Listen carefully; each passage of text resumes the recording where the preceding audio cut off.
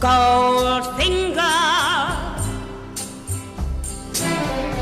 he's the man with the Midas touch.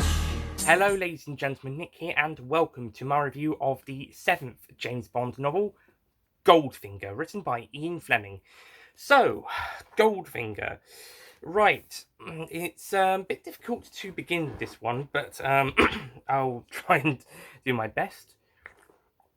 Okay, so early on in, once again, this book is split into different parts. This time it's another three-parter, like Moonraker. Part 1 is Happenstance, with an E. Happenstance. Part 2 is Coincidence, and Part 3 is Enemy Action, which refers to a quote spoken by Goldfinger at the very end of Chapter 14, which is the end of Part 2. Part 1 is Chapters 1 to 7, Part 2 is 8 to 14, and Part 3 is 15 to 23. There's also the quote from that chapter at the very top at the contents page, and we'll have something similar with You Only Live Twice. So, Goldfinger. We start the chapter off with Bond reflecting on a previous mission that he's undertaken in Mexico to kill a Mexican drug lord who is shipping off drugs to the UK. And then he meets up with, surprisingly, a very minor character from Casino Royale, a Mr. Dupont?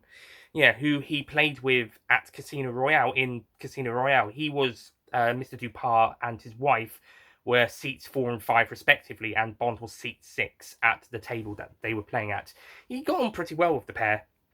And so Mr. Dupont returns in this book, asking for Bond's help to try and find a way to see if a Mr. Auric Goldfinger, who he's playing cards with, is cheating at cards, because he seems to keep constantly winning. So Mr. Dupont suspects him of cheating, so he asks Bond's help in checking to see if this was the case and investigating. And Bond sort of suspects that Goldfinger might be, because he knows Mr. Dupont is a good card player. Chapter 2 actually kind of feels like the two. Mr. Dupont is kind of, how do I put it? He's trying to make Bond feel welcome. He's trying to give Bond all these nice things, take him to dinner and give him some drinks, and offer him money to do this service, help him out. So eventually Bond gets around to meeting Auric Goldfinger and trying to see what is going on. The first of 2 card games they play in the morning, Bond sits around to see from below, and then in the second in the afternoon, Bond goes up to Goldfinger's apartment suite at the hotel, and he discovers that Goldfinger is indeed cheating at cards, and he has got his girlfriend Jill Masterson to help him. So eventually Bond makes Goldfinger lose that particular card game, and that Mr. Dupont gets his money back. And then Bond and Jill go on a train ride back up to New York, and Jill leaves Mr. Goldfinger's services. However, girls who leave Mr. Goldfinger's services don't go in a particularly nice way, as it's revealed in Chapter 14. The girls get painted covered in gold without any patches anywhere to leave any breathing space, which means that they will die. And as it's revealed in Chapter 14, this is exactly what happens to Jill shortly after the events of the first couple of chapters. Is it after Chapter 4? I think it's Chapter 5. Yeah, after the first 4 chapters, Jill is sadly killed off the off-screen version of a book, off page. Anyway, Bond is then put onto a new mission by M a week after getting back. After doing some night duty service at headquarters, he is then asked by M and the Treasury to investigate Goldfinger due to them suspecting him of illegally smuggling gold across the world. So, with his Aston Martin DB3, not the DB5, that would be introduced in the film. So Bond then heads down to Kent to see Mr. Goldfinger have a game of golf at a golf club near Sandwich, and then go and see Goldfinger's factory and house. We get a couple of chapters playing with the golf playing, and it actually is pretty nicely detailed for a golf game, and Bond investigates the house and every... and even get a nice moment where Bond actually seems to be a cat person. Although, sadly, that cat does end up being Oddjob's dinner. And we're introduced to Oddjob as well, by the way, a Korean butler / henchman known as Oddjob, who movie fans will remember. And yes, he does have the razor sharp hat, and he is very good at, I think, is it karate they said, or is it judo? Let's just say martial arts. Anyway, after the stuff down in Kent, Bond then tracks Goldfinger and his Rolls-Royce Silver Phantom to Switzerland, where Goldfinger has his own factory. And also, Bond soon notices that a girl called Tilly Masterson is following them, and it turns out that this is the sister of Jill Masterson. So, although he doesn't know that straight away, he finds that out afterwards, and she pretends her surname's Sons. So, anyway, Bond and Tilly meet, and then Bond goes off to carry on his investigation. But then Tilly turns up to try and kill Goldfinger, and the whole secrets are revealed, and Bond has to bluff his way out, which does not work initially. But eventually Goldfinger decides to have Bond and Tilly work for him after Bond uses this as a bargaining chip. So, against his better judgment, and he reflects on this at the end, Goldfinger hires Bond and Tilly to be his PA, basically, personal assistant with and Tilly as Bond's secretary, and they go to New York to plan Operation Grand Slam, which is basically Goldfinger and 5, it was going to be 6. He was putting the offer to 6 gangsters, although one of them decided against that and backed out, leading them to be disposed of. So the other 5 gangsters, including a Miss Pussy Galore, and also a guy who's inherited the Spangle Mob, who were in Diamonds Are Forever, not the Sprang brothers, just someone who's taken over from them as the leader of that group. So the 5 gangsters and Goldfinger then prepare for Operation Grand Slam, along with Bond and Tilly and Oddjob. And then eventually Bond does manage to get a message out to Felix Leiter, and then Operation Grand Slam goes ahead. And basically all it is Goldfinger attempting to rob Fort Knox. Just a quick jump in here. I do have to say that the version in the film does do this a little bit better, because because Goldfinger is not trying to rob Fort Knox in the film.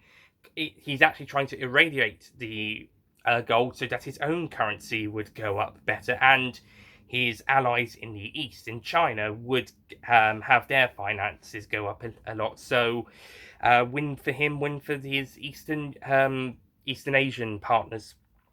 So that's actually more interesting, having Goldfinger not do a simple robbery. It's a very well orchestrated and very dangerous robbery. It's Fort Knox.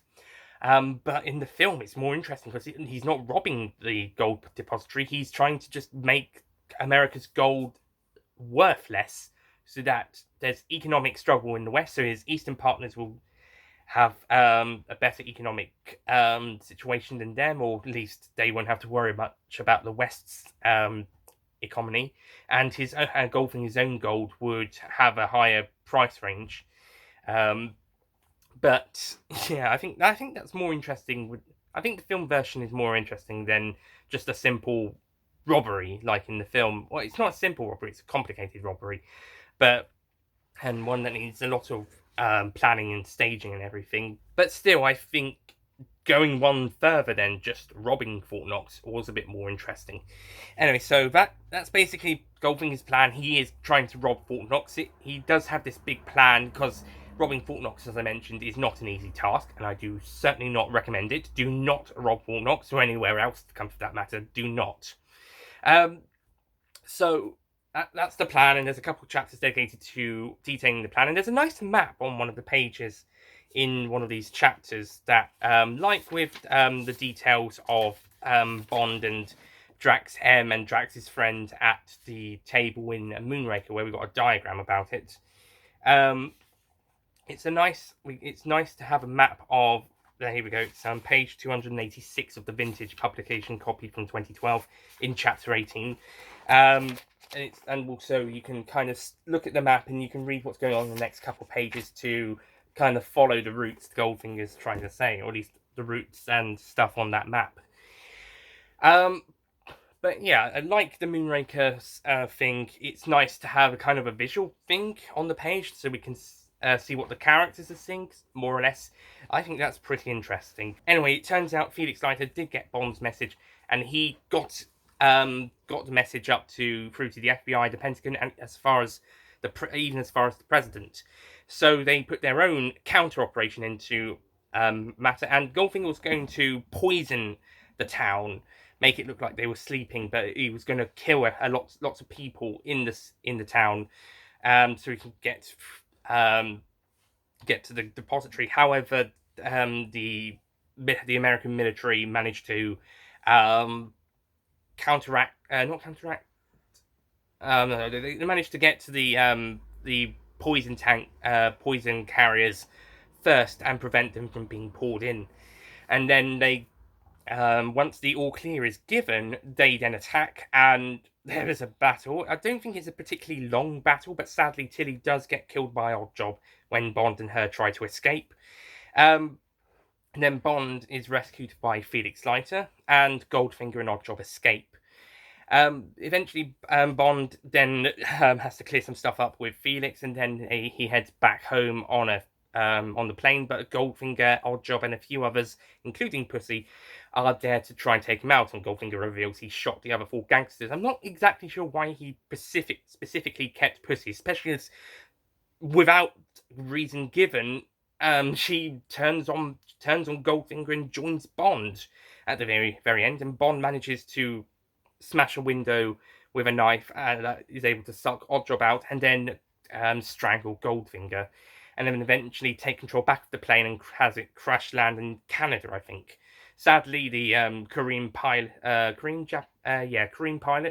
or German or Korean pilots at the front do die in the crash, and then Bond and Pussy manage to get out alive and spend a few moments with each other back on the base.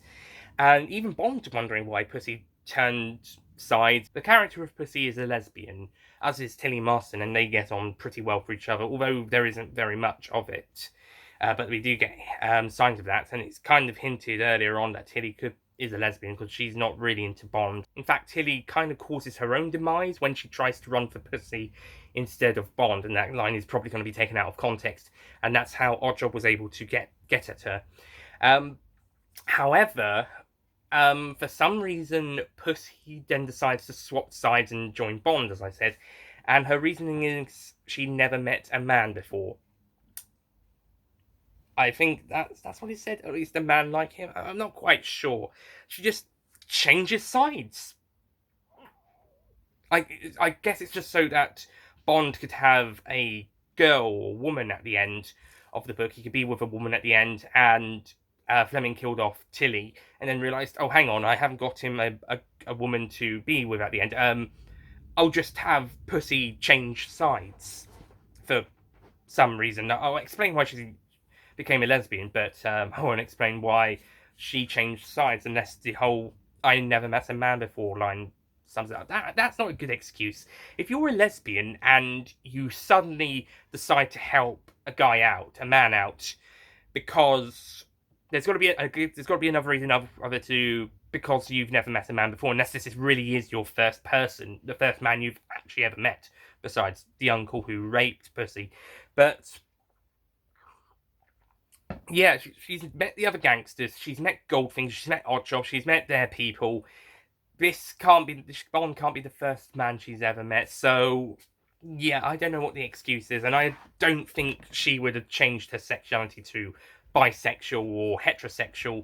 I think she's staying bisexual because in Trigger Mortis she does make some eye contact with Bond's driving instructor woman in the earlier chapters of that book, and it's implied that that girl is a lesbian or bisexual. That driving instructor woman could even be a tomboy character, so it would not be a surprising if she was bisexual or lesbian. But considering Pussy is kind of slightly into Bond, this does question whether Bond changed her sexuality, or if she just slightly liked men and therefore is sort of bisexual instead of full-on lesbian, but I'm not quite sure. The book kind of actually wraps up these details pretty quickly, considering this is the longest book, and there's a lot of details in the golf and the house and the Operation Grand Slam and the gold meeting and the whole card game stuff. Considering there's a lot of detail and stuff, the last couple of things at the very end are kind of rushed a little bit. It's kind of hurried along. It's like Fleming knew that it's time to finish. There's a few things I should wrap up, but I don't have much time. I'll just do a couple sentences and make it seem like that's it, and then wrap up the story. I think it should have taken another page or two to actually explain the ending. I think it should have. We should have had some more dialogue, lines of dialogue, to explain Pussy's change of heart. Because, yeah, I'm just guessing that she just didn't like what happened with Goldfinger. Maybe she did start liking Bond, and then maybe she didn't like Goldfinger betraying the others, but decided to go with him anyway. So that because he's planning to kill Bond, there's a chance that she could team up with Bond again, and then help him escape, and have Goldfinger killed. Maybe she's pissed off with Goldfinger. I'm not quite sure. But one reason or another, she just decides to join Bond's side. I would say it's a good ending, but it's an ending that needed a little bit more, I should say, added to it. As for the rest of the book, like I said, there's a lot of details in places. There's a lot going around. And it does feel quite a while till we actually get to Goldfinger's plan for the book. It really gets to it's about chapter 16 or 17 where he finally starts revealing it.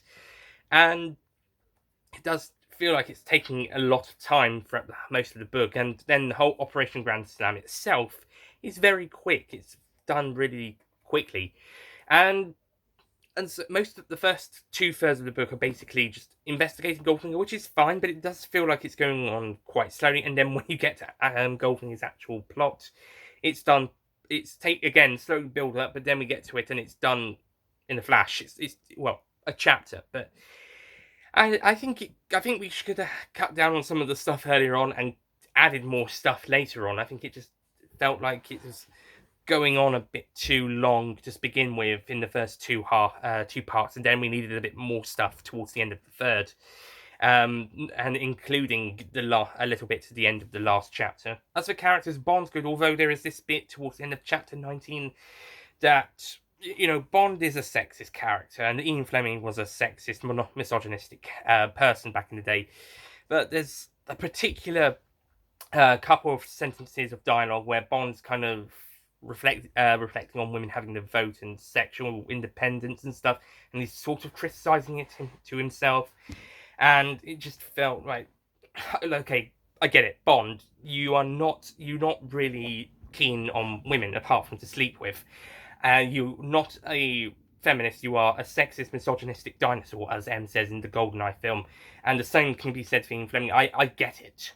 And differences of the time and era and differences of personality, I get it. But those particular sentences towards the end of, I think it's chapter 19, it might be 18, those particular sentences just felt really, really bad. Even for those days' standards, even for the standards of that time, those sentences were pushing it. You were pushing it.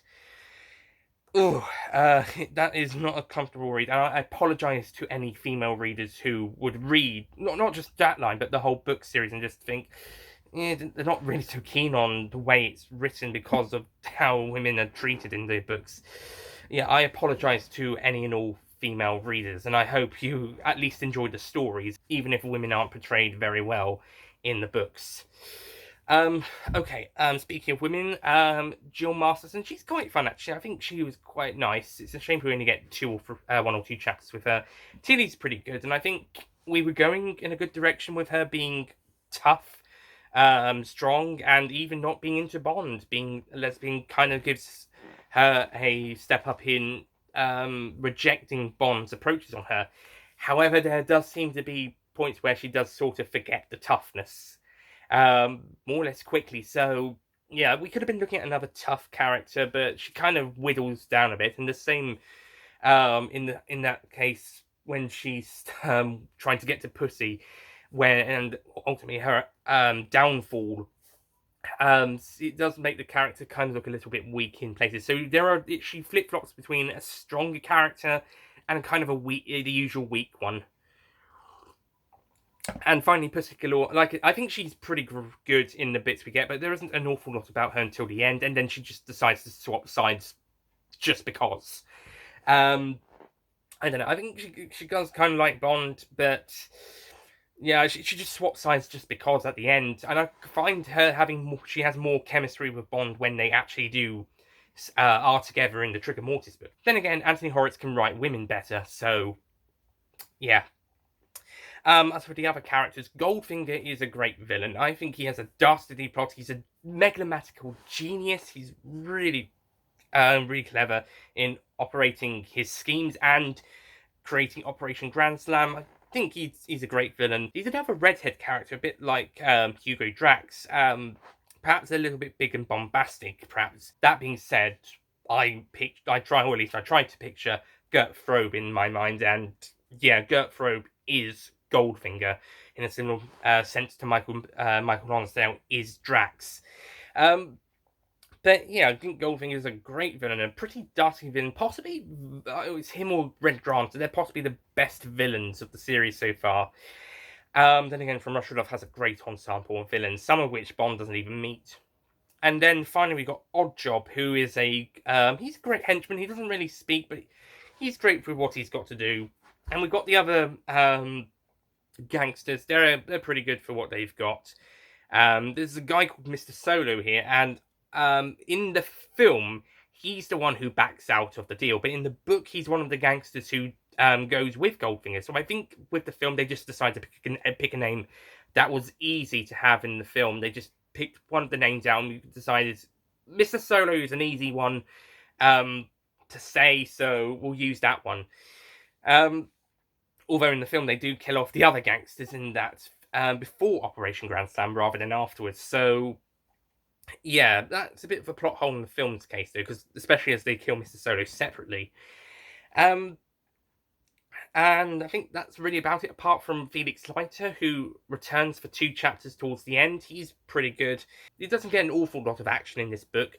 He does get some interactions with Bond, but not an awful lot of interactions. However, we will be seeing him again soon in the 9th book, and which will be the 8th novel, because we've got a short story collection next. After the short story collection, we'll be seeing him in the following novel, Thunderball. We've also got M, who's also pretty good here, and Mr. Dupin, who I like, and I think he should have come back again after this novel, because he's quite a fun character. He could be like just a pal Bond knows in America, perhaps.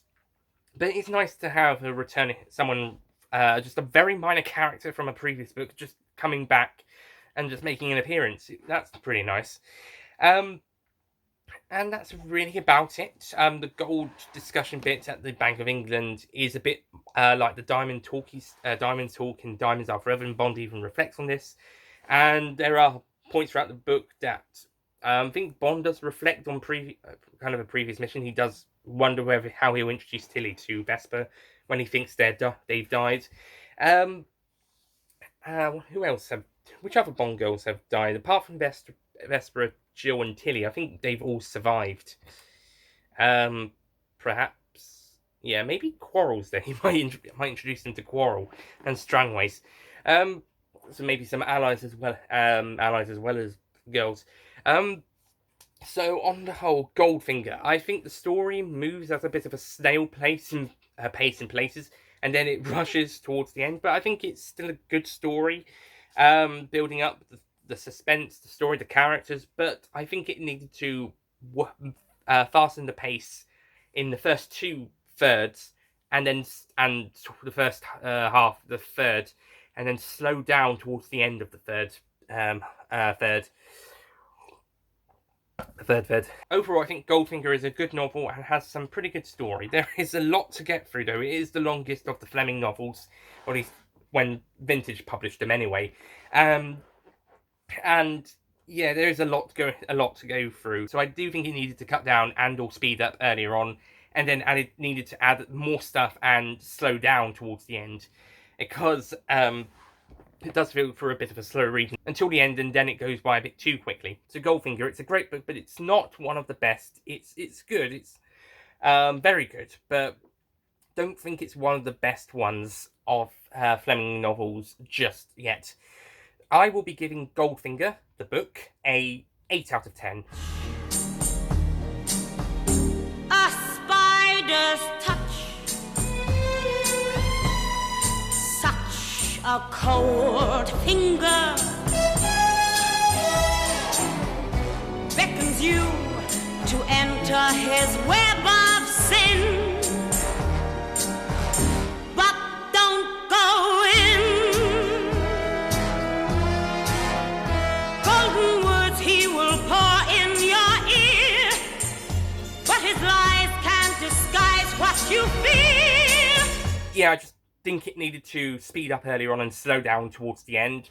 Needed a bit more detail towards the end, and we got quite a bit earlier on. And ultimately, it's a good story. But I just think perhaps it could have been handled a little bit better in places. But still a really good book. It is sadly, however, not the golden standards of Fleming books. There's at least 4 books at this point, and perhaps 1 or 2 others later on, that I would say are better than this one, which means there are at least 4 now, 5 or 6 total, that I would put above Goldfinger and say are more of the golden standard than Goldfinger. That being said, the film version, on the other hand, I do consider one of the gold standards of Bond films. I do consider that my 7th favourite of the films, but the top 8 are all 10 out of 10s. So, and it's also my favourite Sean Connery Bond film. So, yeah, and that one I think was slightly better. As starters, we got the whole change of the Fort Knox robbery to being a Fort Knox plant, a nuclear device in, or atomic device in, and caused a meltdown there, meltdown to damage Western economy. I think Pussy Galore being one of Goldfinger's henchwomen is better, and her turn to Bond's side is more believable in there, although the way Bond persuades her to do it is not very nice. By modern standards, it's not very good. Heck, even by 60s standards, it might be pushing it. So, yeah, but I still find it more believable, and her care is more taken more. Surprisingly, Tilly in the book is more or less the main Bond woman, or at least the one who's there the most, because Pussy only really joins Bond's side in the penultimate chapter, and Tilly is pretty much the main female character throughout most of the book. But in the film, she's killed off pretty quickly, the same way, but sooner, and then Pussy Galore becomes the main female character afterwards. So there's a couple of changes. I think out of the first 4 Bond films, Goldfinger's the least accurate. Although that saying, out of the first 4, this is the least accurate, it's still more accurate than many of the ones that would follow. Bar on Her Majesty's Secret Service and Casino Royale 2006, pretty much all of the ones after Thunderball differ in some way or another. Well, they all differ, but differ significantly in the ones after Thunderball, apart from Majesty's and Casino 06. And that's if they're not new original plots either.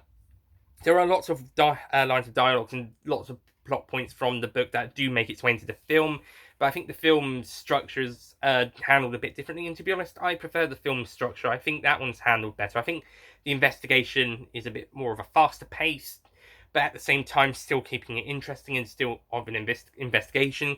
And then you get more stuff later on with Goldfinger's actual plan for Operation Grandstand. He's still building it up in that bit, but it's still handled really well, and Bond is kind of investigating it in a really great manner throughout the film. And it's a similar way in the book, except I think it takes a little more time with the book to get there, and then when we're actually there, then it's done quickly. Whilst in the film, it's a bit of a faster pace to get there, and then it allows itself to indulge a bit more time whilst it is there. So the book is great, but overall, I do prefer the film, and I'm sure that's going to be one of the most popular opinions I've ever said in terms of James Bond. I think the Goldfinger film is better than the book, because Goldfinger, the film, is probably the most popular Bond thing ever made. So that's it from my review of Goldfinger. Next time we will be taking a break from the longer James Bond novels, as next time we'll be taking a look at the first of two short story collections, with the 8th James Bond book written by Ian Fleming, consisting of 5 short stories. For Your Eyes Only, which includes From a View to a Kill, For Your Eyes Only, I don't know why that's second and it's the title of the book, but well, Quantum of Solace, Risiko, and The Hildebrand Rarity. So we will be taking a look at those 5 short stories as part of For Your Eyes Only, the 8th book, which consists of 5 short stories, which I've just said. And then the next James Bond novel, which will follow that, will be the 9th book, Thunderball. So that's it from me. Thank you for watching, and I'll see you guys next time for Your Eyes Only, and the short stories within it. Goodbye. He loves gold. He loves only gold. Only gold. He loves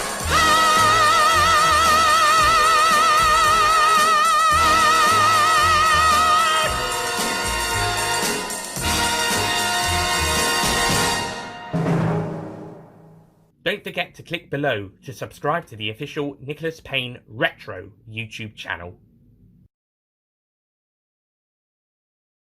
And discovers Goldfinger and his girl, Jill Masterson, are well, but still, I just prefer I had to do that. Holding it down for a bit.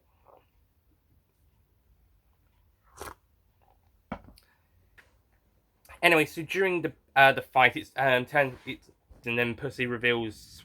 I'm guessing it's because it's revealed in the book. Pussy is a lesbian character, and eventually, in